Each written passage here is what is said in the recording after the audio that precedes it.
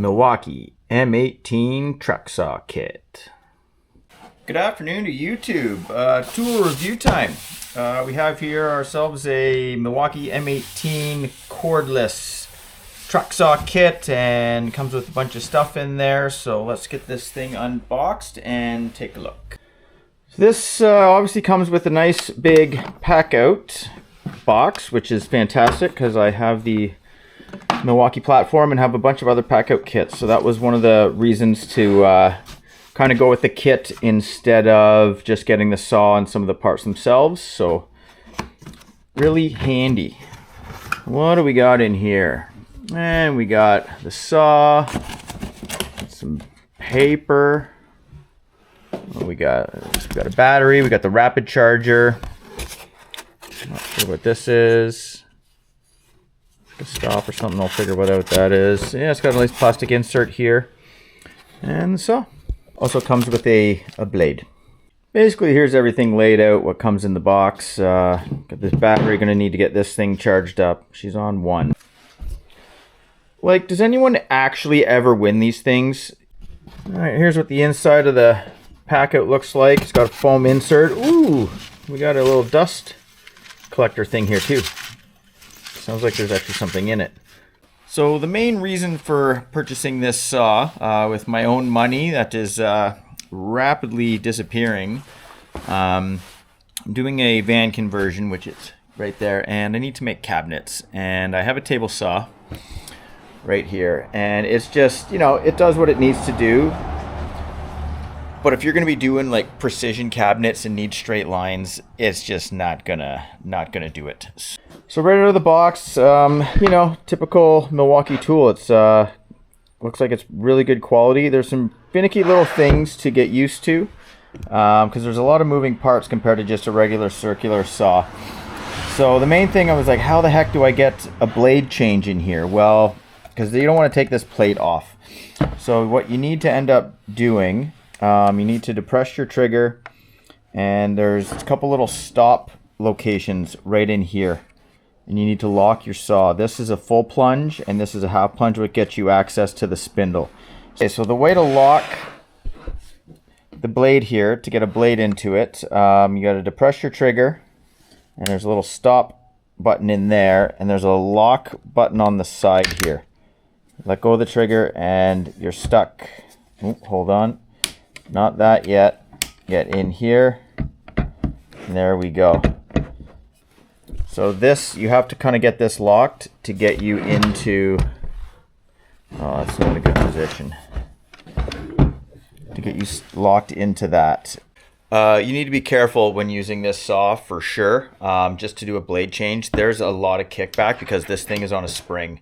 So be very careful on locking this thing in. I had a couple close moments of not understanding this saw before I started filming. I actually read the manual on this one because it was pretty confusing. You're going to need your Allen key for your spindle and blade changes in here, and it's basically impossible to pull out. You got your depth stop here, pretty straightforward on what material. You don't want to go too much through your material, so if you're cutting 1/2 inch, you know, maybe go 9/16, something like that, and it locks in place. And then when you push the trigger, it's got a depth stop, which is fantastic. You've got your angle here. If you want to cut instead of 0 degrees, 90 degree here, you can loosen this and it will tilt it. If you've got this little knob here, you can lock it and it'll lock in at a 22.5 right there. It's got a pre-stop. There's like a little plunger on this tab here, and then you tighten it and lock it in position this way, and there you go. And then if you don't want that, you go this way and you can get your blade to, looks like just under 45 on this, and then you can lock in. If you want to go a little more, there's a tab here, and it allows you to extend past to 48 degrees. Then you can tighten up here if you want. There you go, that releases. Square it back, tighten. Now, how to attach it to your actual tracks, the guide rails. There's these buttons on the side, you can see them. right here, and you just got to spin them. And what that looks like underneath, you've got, this has a bit of a offset sort of thing, and see that tightens to your track, get it to where you want. This one here does the same thing. So set it on your track, spin it, get it snug.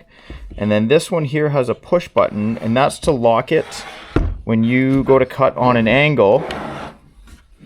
You don't want this saw to flip over because all the weight of that saw goes off. So now you're going to need to do this. And you see this little tab spins out there. So push button in, that locks you into your track where you can cut at whatever degree angle you want.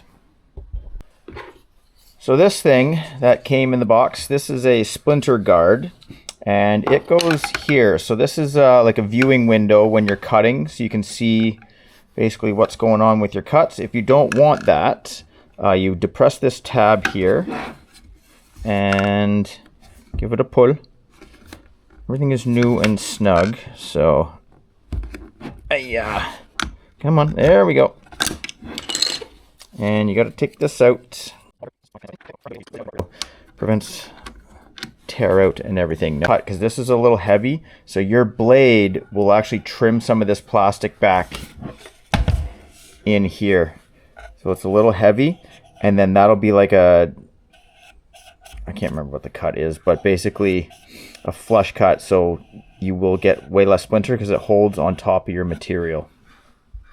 And here you've got your speed. Maximum speed apparently is 6. We'll test that out, see how fast she goes. Other things that you may or may not need or want when purchasing this kit. If you have multiple tracks, you need to get track connectors. They don't come with the kit. So I've ended up finding these on Amazon instead of buying the Milwaukee ones, which are obviously like 5 times the price. I ended up wanting, like it does come with a Milwaukee blade, but I'm a big fan of these Diablo blades, so I ended up getting a fine finish blade and then just a kind of a rip blade. You're going to need to lock your tracks in. The Milwaukee track saw clamps are really expensive and they might not be as good. They're like a twist knob at the bottom.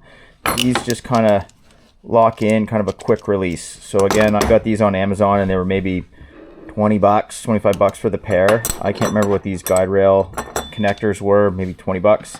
And then if you're going to be wanting perfect 90-degree cuts, this is for the Milwaukee tracks, suitable for Festool, Milwaukee, Evolution, Triton, and Makita tracks. So this you can attach to the bottom of your track and create perfect 90-degree cuts. And I did get 2 55-inch tracks. We'll have to unbox those as well. Let's get these tracks out of the box. Apparently it was boxes inside of boxes. But definitely had some debate on which rails to get. You can get there's a 31-inch, a 55-inch, and a 106-inch. I figured 2 55-inch ones you can either rip a sheet of plywood with a single or rip a long length of a sheet of plywood with these two together. You can't really do that with the 31-inch, but there are situations where a 55-inch track, it might be too long depending on if you're just cutting like a 24-inch piece of plywood or something like that. So we'll see. I may eventually get the 31-inch track, but for what it's worth, these 2 55-inch tracks can pretty much cover most things. Here's the track saw on the track. Now, what you need to do, so these little knobbies here, what I was telling you, so this track, if you don't tighten these, this saw has side-to-side movement in this track. You need to lock it in place. So you spin these, there's one back here. Now if you tighten them fully, you basically kind of can't move your saw. So you want to tighten and then just back off maybe 1/8 of a turn or something. And then your saw is locked in place. And one other thing you could do for a bit of safety, this button here, that just locks it in from lifting. Now you're lifting the whole track. That is designed for angled cuts because all the weight goes over here so your saw won't come off. And it slides really nicely. There's no lubrication or anything on this track. And again, I haven't started cutting, but this, just the rubber on the bottom, this track is like locked to this table, which is pretty nice. Now the first thing you'll end up doing is there's the rubber gasket here that's glued or taped to the back. Your first cut, you will end up trimming some of this back, and that will allow for like a nice flush cut and prevent any tear out for on your material. So things you're going to want to be aware of with these tracks. I got the connectors in here, and this takes a while. You think that it locks it in and you line these up and you're good to go. Not really. Luckily, I have this 10-foot straight edge, and I was able to get a good idea on these tracks. When I initially put it together, there was a gap in the middle here. Like the tracks weren't square, even though they were touching here. So if you don't have something like this, how are you supposed to know that you're actually lined up perfectly? It is now, so you can tighten one. It's awkward to do them. And then the other challenge, this doesn't really necessarily sit flush. There's no way to leave this edge. So depending on your material, like this edge was sitting up. Well, it's not the end of the world, but you know, you're not going to be cutting backwards, that's for damn sure, but still, you want to make sure that you can have a nice straight cut. And the other thing that is noticeable, this saw, though it slides reasonably well, it slides this track, it doesn't slide as nice on. So it's a little difficult to push, a little more difficult to push, and then it just gets a lot easier to push on this track. So these tracks are not necessarily all the same, like really hard to tell. Let's do a fancy little blade change here. I've got the saw all locked in. Now obviously, you know, we'll state the obvious here. Don't be putting a blade in with the battery installed, you know. Captain Obvious here. So this is awkward as all hell. There we go. So I did a little test power. Look at that. Okay.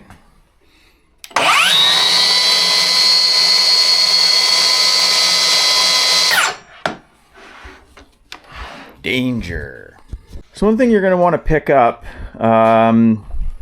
before you start cutting your material is some kind of foam or something to cut on top of. I know people use like pink rigid foam board. It was like $70 or something silly here for that, a sheet of a 4x8 in Canada, and it's just like a thing to cut. So I ended up finding this thing for like $18. It's just styrofoam. So you set your material on this nice flat surface, and then your saw, when you plunge through, will cut into this instead of on the side of a table or into your table. I've got a piece of 1/2-inch Baltic birch plywood here that I'm gonna rip some strips off, maybe inch and a quarter strips. So we got her all lined up. I got the 90-degree corner thing here. That probably doesn't really do anything just because of the size of the sheet. So the first cut, you'll end up, I just did a little bit of a drop test here, and it'll start to cut this plastic thing that'll affect your cuts. I shimmed up this plywood, so this is nice and straight this way. There's a bit of a wobble in the table and everything. Let's get this camera set up, and we'll get our gloves and safety goggles and muffs on and give this saw a test. First impressions, yeah, that felt pretty smooth. I could probably, actually I had it at speed 5, so that, so I can go a little faster. But one thing I noticed, so I set the depth to approximately 9/16, 5/8. Well, that doesn't take into account the thickness of your track. So this is 1/2-inch plywood, and I didn't even get close to going all the way through. I still got at least into the 3/16 to go. So you got to take into account the track with this. So if you want to cut 1/2-inch material, you probably got to go to 3/4 of an inch, 13/16 or something to actually get through the material. So I'm going to have to do another rip cut through this, which is fine, but something to pay attention to. And One thing that I don't have, and I probably won't be buying, is like a big shop vac. So that's another thing. They create a lot of sawdust and everything. So I might try to find a way to hook like a hose to like one of my portable vacuums. I won't be getting like a big barrel shop vacuum for this place because it's just not realistic and not really needed. So something to pay attention to.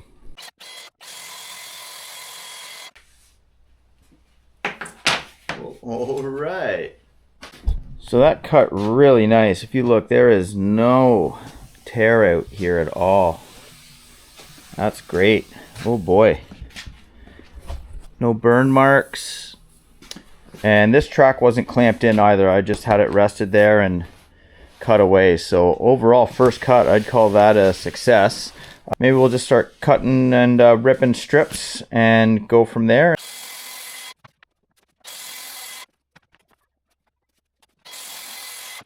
So I gotta say, I'm impressed. Like, these are basically perfect cuts. Like, just unbelievable. I could not have done this with this table saw at all. So yeah, so this is kind of thing, just barely dug into here. No tear out, perfectly straight. This track, obviously it wasn't clamped and it did not budge. Like, it's pretty impressive how well this sticks to the material. I imagine if you're cutting like 1.5 or 3 inch thick hardwood, you might want to clamp that down, or there might be a bit of an issue with movement. But you know, cutting plywood like this, it's yeah, it really held on. Pretty impressive. I'm really happy with this tool. It cut perfectly straight. No backups, hiccups on that. Takes a little bit to get used to. Definitely familiarize yourself with how you lock this saw in place to change it, because it can get pretty dangerous.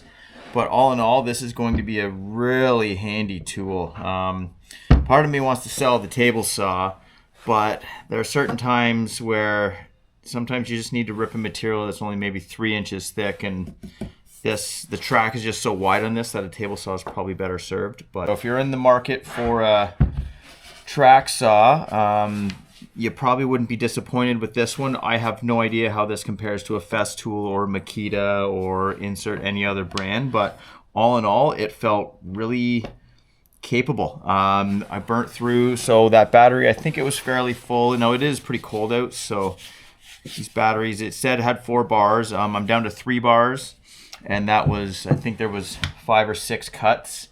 So maybe the battery wasn't fully full, but that gives you an idea on, definitely takes a bit of power. So I don't know how much more power it takes compared to, say, like just the regular circular saw.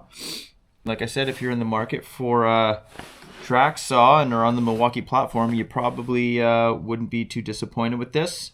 The only thing I could say is a little awkward is the tracks, is dealing with those. Again, if you got all the money in the world, go buy the 106 inch for situations you need it, 55 for other situations, and then the 31. If you have all 3, you might not need to start combining and connecting tracks, which would probably be very handy. That being said, I'm out of the money. I'm out of monies right now, and I'm not going to go buy all the other tracks. So that's the only gripe, but it's not really anything to do with the saw. It's just the tracks in general, and it wouldn't matter if you were Makita or Festool or whatever. If you're combining tracks and connecting them, you're going to have the same issue. So yeah, we'll call that a wrap, and thanks for watching, and I hope you enjoyed the video.